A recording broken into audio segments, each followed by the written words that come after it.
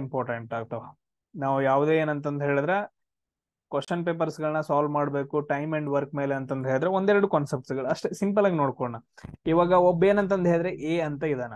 So ಇವನ್ ಏನಂತಂದ್ ಹೇಳಿದ್ರೆ total work ಅಂತ ಐತೆ. ಇಷ್ಟ ಏನಂತಂದ್ ಹೇಳಿದ್ರೆ ಇದು ಟೋಟಲ್ ವರ್ಕ್ ಇದು. ಸೊ ಹೊಲದಲ್ಲಿ ಏನಂತಂದ್ ಹೇಳಿದ್ರೆ ಕೆಲಸ ಮಾಡ್ಬೇಕು, ಇದೇನಪ್ಪಾ ಅಂತಂದ್ ಹೇಳಿದ್ರೆ ಇದು ಹೊಲ ಇದು. ಸೊ ಟೋಟಲ್ ಏನಂತಂದ್ ಹೇಳಿದ್ರೆ ವರ್ಕ್ ಐತೆ. ಸೊ ಎ ಇದ್ದಾವ ಏನಂತಂದ್ ಹೇಳಿದ್ರೆ ಡೈಲಿ ಎಕ್ಸ್ ಯೂನಿಟ್ ಅಂತಂದ್ ಹೇಳಿ ಕೆಲಸ ಮಾಡ್ತಾನೆ. ಎಷ್ಟ? X unit. ಅದ್ರ ಒಂದ್ ಸ್ವಲ್ಪ ಕೆಲಸ ಮಾಡ್ತಾನೆ. ಎಕ್ಸ್ ಇಷ್ಟು ಯೂನಿಟ್ ಕೆಲಸ ಮಾಡ್ತಾನೆ, ಇಷ್ಟು ಕೆಲಸ ಮಾಡ್ತಾನೆ ಒಂದಿಂದಾಗ. ಇದೇನಂತಂದ್ ಹೇಳಿದ್ರೆ ಎಕ್ಸ್ ಯೂನಿಟ್ ಅಂತ ಅನ್ಕೊಂಡ್ವಿ. ಸೊ ಇದೇನಪ್ಪಾ ಅಂತಂದ್ ಹೇಳಿದ್ರೆ ಇದು ಟೋಟಲ್ ವರ್ಕ್ ಇದು. ಸೊ ಎಷ್ಟು ದಿನ ತಗೊಂತಾನ ಅಂತ ಕೇಳಿದ್ರು ಅಂತಂದ್ ಹೇಳಿದ್ರೆ ಅವಾಗ ನಮ್ದು ಏನಾಗತ್ತ answer. So total work total work ಏನಿರತ್ತಲ್ಲ ಅದು ಡಿವೈಡೆಡ್ ಬೈ ಎಕ್ಸ್ ಯೂನಿಟ್ ಅಂತಂದ್ ಮಾಡ್ತೀವಿ. ಅಂದ್ರ ಡೈಲಿ ಅವ್ ಎಷ್ಟು ಕೆಲಸ ಮಾಡ್ತಲ್ಲ ಅದನ್ನೇನಂತಂದ್ ಹೇಳಿದ್ರೆ ಟೋಟಲ್ ವರ್ಕ್ ದಾಗೆಲ್ಲ ಡಿವೈಡ್ ಮಾಡಿದ್ವಿ ಅಂತಂದ್ ಹೇಳಿದ್ರೆ ಅವ್ ಎಷ್ಟು ಡೇಸ್ ತಗೊಂಡ, ಎಷ್ಟು ದಿನಗಳು ತಗೊಂಡ ಅಂತಂದ್ ಹೇಳಿ ನಮ್ಗ ಗೊತ್ತಾಗತ್ತ. ಸೊ ಇದೆಲ್ರಿಗೂ ಅರ್ಥ ಆಯ್ತಾ? ಇಷ್ಟ ಒಂದೇನಪ್ಪಾ ಅಂತಂದ್ ಹೇಳಿದ್ರೆ ಒಂದು ಸಿಂಪಲ್ ಕಾನ್ಸೆಪ್ಟ್ ಅನ್ನ ನೀವು ಅರ್ಥ ಮಾಡ್ಕೊಳ್ರಿ. ಉಳಿದಲ್ಲ ಏನಂತಂದ್ ಹೇಳಿದ್ರೆ ನಾವು ಮಾಡ್ತಾ ಹೋಗೋಣ. ಸೊ ಫಸ್ಟ್ ಟೈಪ್ ಕ್ವಶನ್ಸ್ ಗಳನ್ನ ಯಾವ ತರ ಕೇಳ್ತಾನ? ಸೊ ಫಸ್ಟ್ ಟೈಪ್ ಕ್ವಶನ್ಸ್ ಗಳನ್ನ ಏನಪ್ಪಾ ಅಂತಂದ್ ಹೇಳಿದ್ರೆ ಎ ಇದ್ದಾವ ಏನಂತಂದ್ ಹೇಳಿದ್ರೆ ಇಷ್ಟು ದಿನ ಕೆಲಸ ಮಾಡ್ದ ಅಂತಂತ ಹೇಳಿದ್ರ, ನೆಕ್ಸ್ಟ್ ಬಿ ಇದ್ದಾವ ಏನಂತಂದ್ ಹೇಳಿದ್ರೆ ಇಷ್ಟು ದಿನ ಕೆಲಸ ಮಾಡಿ, ಎ ಇದ್ದಾವ ಒಂದ್ ಎಕ್ಸಾಂಪಲ್ ಎ ಇದ್ದಾವ ಏನಂತಂದ್ ಹೇಳಿದ್ರೆ ಎಕ್ಸ್ ದಿನಗಳವರೆಗೂ ಕೆಲಸ ಮಾಡಿ ಒಂದು ಕಂಪ್ಲೀಟ್ ವರ್ಕ್ ನ ಮಾಡ್ತಾನ. ಆಮೇಲೆ ಬಿ ಇದ್ದಾವ ವೈ ದಿನಗಳಷ್ಟು ಕಂಪ್ಲೀಟ್ ಮಾಡ್ಬಿಟ್ಟು ವೈ ದಿನಗಳಷ್ಟು ವರ್ಕ್ ಮಾಡಿ ಕಂಪ್ಲೀಟ್ ಮಾಡ್ತಾನ ವರ್ಕ್. ಅಂದ್ರೆ ಎ ಮತ್ತು ಬಿ ಇಬ್ರು ಸೇರ್ಬಿಟ್ಟು ಆ ವರ್ಕ್ ಅನ್ನ ಎಷ್ಟು ದಿನದಾಗ ಕಂಪ್ಲೀಟ್ ಮಾಡ್ತಾರ ಅಂತಂದ ಹೇಳಿ ಫಸ್ಟ್ ಟೈಪ್ ಕ್ವಶನ್ಸ್ ಗಳನ್ನ ಕೇಳ್ತಾರ. ಈ ಕ್ವಶನ್ಸ್ ಗಳನ್ನ ಕರೆಕ್ಟ್ ಆಗಿ ಅಂಡರ್ಸ್ಟ್ಯಾಂಡ್ ಮಾಡ್ಕೊಬೇಕು. ಇಲ್ಲಿ ಏನೈತಿ ನೋಡ್ರಿ, A can do a bit of work in 8 days. A ಏನಂತಂದ್ ಹೇಳಿದ್ರೆ 8 ದಿನದಾಗಲ್ಲೇ ಒಂದ್ ಕೆಲಸ ಮಾಡಬಹುದು. Next B alone can do in 10 days. ಅಂದ್ರೆ ಇಲ್ಲಿ ನಾನು ಬರ್ಕೋತೀನಿ ನೋಡ್ರಿ, ಇಲ್ಲಿ ಸಿಂಪಲ್ ಆಗಿ ಎ ಇದ್ದಾವ ಏನಂತಂದ್ ಹೇಳಿದ್ರ 8 ದಿನಗಳಲ್ಲಿ ಏನಂತಂದ್ ಹೇಳಿದ್ರ ಸೊ ಒಂದು ಕೆಲಸವನ್ನ ಮಾಡ್ತಾನ. ಈ ಕೆಲಸವನ್ನ ಏನಂತಂದ್ ಹೇಳಿದ್ರೆ 8 ದಿನದಲ್ಲಿ ಮಾಡ್ತಾನ. ಸೇಮ್ ಅದೇ ತರ ಬಿ ಇದ್ದಾವ ಏನ್ ಮಾಡ್ತಪ್ಪ ಅಂತಂದ್ ಹೇಳಿದ್ರ ಅಲೋನ್ ಆಗಿ 10 ದಿನದಲ್ಲಿ ಅದೇ ಕೆಲಸವನ್ನ ಮಾಡ್ತಾನ. ಸೊ ಇದೆಲ್ಲ ಕೊಟ್ಟಿದಾನ.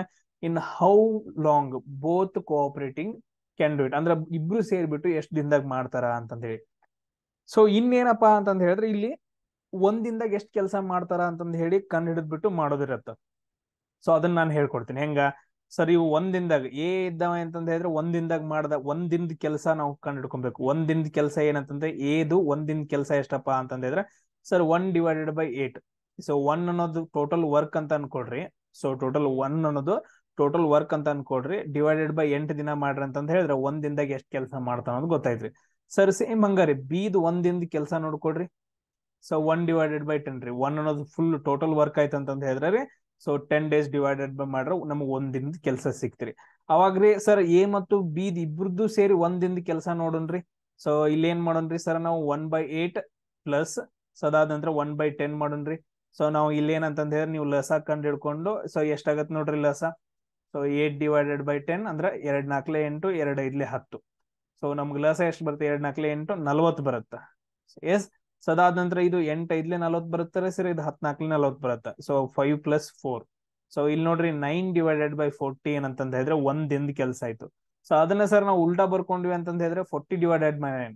ಸೊ ಇದು ಒಂದ್ ದಿನದ ಕೆಲಸ, ನಮ್ಗೆ ಟೋಟಲ್ ವರ್ಕ್ ಬೇಕಲ್ಲ. ಸೊ ಈ ತರ ಮಾಡ್ಕೊಂತೀವಿ.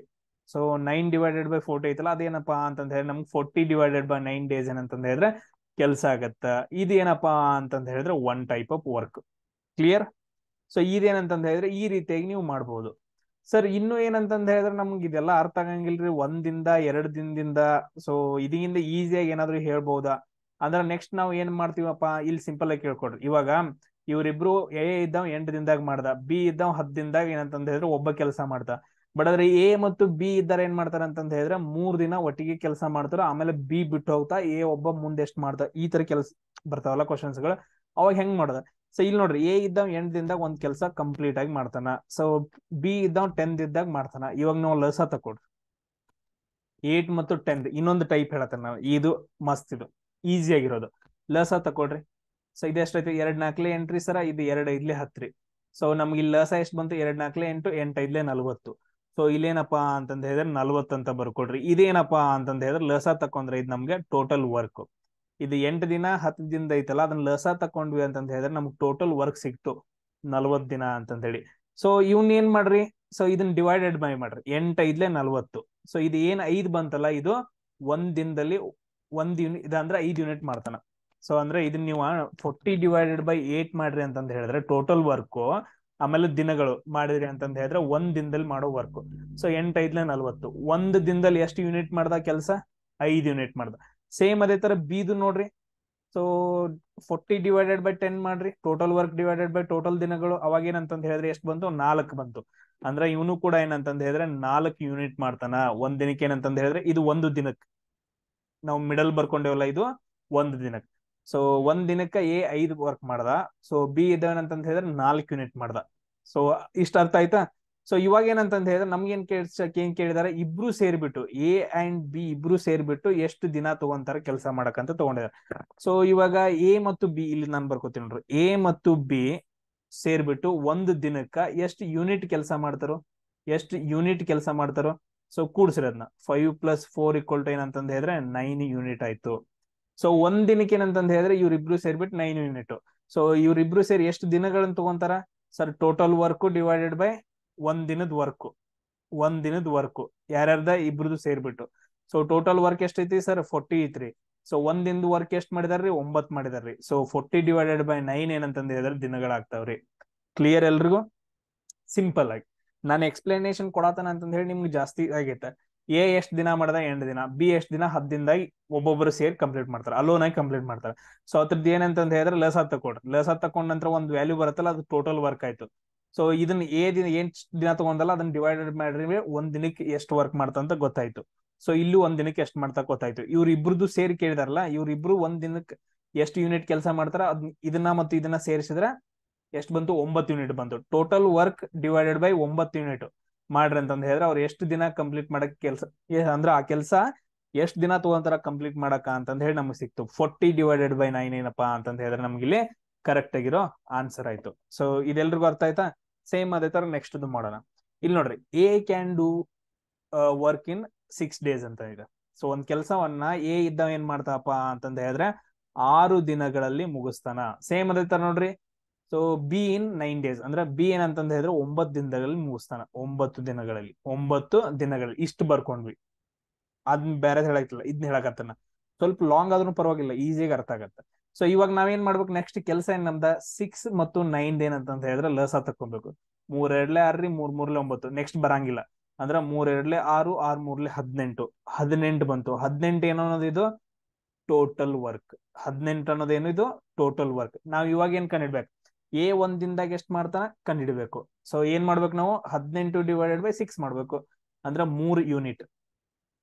ಎಷ್ಟಾಯ್ತು? 3 ಯೂನಿಟ್. ಸೇಮ್ ಅದೇ ತರ ನೋಡ್ರಿ, ಬಿ ಒಂದ್ ದಿನದಾಗ ಎಷ್ಟ್ ಕೆಲಸ ಮಾಡ್ತಾನ ಸರ್? 18/9 ಮಾಡ್ಬೇಕ್ರಿ. ಅಂದ್ರೆ 2 ಯೂನಿಟ್ ಆಯ್ತು. ಸೊ ಇವಾಗ ನಾವು ಏನ್ ಕಂಡು ಹಿಡ್ಕೊಬೇಕು? ಎ ಪ್ಲಸ್ ಮತ್ತು ಬಿ ಇವ್ರಿಬ್ರು ಸೇರಿ ಒಂದು ದಿನದಲ್ಲಿ ಎಷ್ಟು ಯೂನಿಟ್ ಕೆಲಸ ಮಾಡ್ತಾರ ಅಂತಂದೇಳಿ. ಎಷ್ಟು ಯೂನಿಟ್ ಕೆಲಸ ಮಾಡ್ತಾರ? 3 + 2 ಏನಂತಂದ ಹೇಳಿದ್ರೆ ಕೂಡಿಸ್ಬೇಕು. ಎಷ್ಟಾಯ್ತು? 5 ಯೂನಿಟ್ ಆಯ್ತು. ಸೊ ಇವ್ರಿಬ್ರು ಸೇರಿ ಏನಂತಂದ ಹೇಳಿದ್ರೆ 5 ಯೂನಿಟ್ ಮಾಡಿದ್ರು.